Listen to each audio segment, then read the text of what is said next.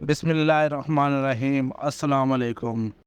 ابرہا یمن کا ایک حکمران تھا۔ اس نے یمن میں ایک عالیشان کلیسا تعمیر کر کے یمن کے لوگوں میں یہ اعلان کرا دیا کہ آئندہ کوئی شخص حج کے لیے مکہ مکرمہ نہ جائے اور اسی کلیسا کو بیت اللہ سمجھے۔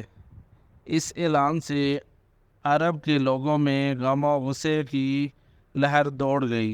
پھر ان میں سے کسی شخص نے رات کے وقت اس کلیسا میں جا کر گندگی پھیلا دی۔ ابرہا کو جب یہ معلوم ہوا تو اس نے ایک بڑا لشکر تیار کر کے مکہ مکرمہ کا رخ کیا۔ راستے میں عرب کے کئی قبیلوں نے اسے روکنے کی کوشش کی لیکن ابرہا کے لشکر کے ہاتھوں انہیں شکست ہوئی۔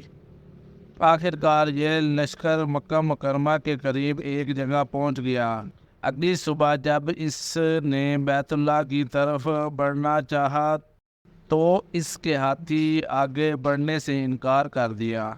اس وقت اس کی طرف سے عجیب و غریب قسم کے پرندوں کا ایک غول آیا اور لشکر پر چھا گیا۔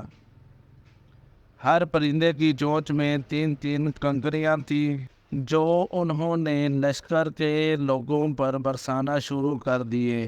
ان کنکروں نے لشکر کے لوگوں کی جسموں کو چیر کر رکھ دیا۔ یہ عذاب دیکھ کر ہاتھی بھاگ کھڑے ہوئے۔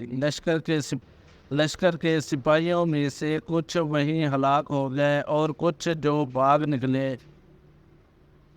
وہ راستے میں مر گئے۔ ابرہا کے جسم میں ایسا زہر سرایت کر گیا کہ اس کا ایک جوڑ سڑ کر گرنے لگا۔ اسی حالت میں اسے یمن لایا گیا۔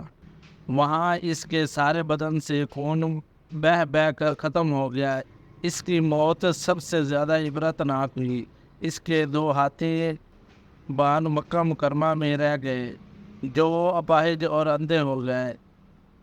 اس طرح اللہ پاک نے اپنے گھر کی حفاظت فرمائی اور طاقت پر غرور کرنے والوں کو سزا کا مزہ چکھایا۔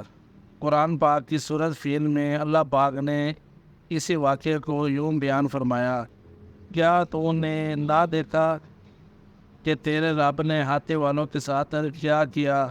کیا ان کے مکر کو بیکار نہیں کر دیا اور ان پرندوں کے جھنڈ بھیج دیے جو انہیں مٹی اور پتھر کی کنکریاں مار رہے تھے، پس انہیں کھائے ہوئے بھوسے کی طرح کر دیا گیا۔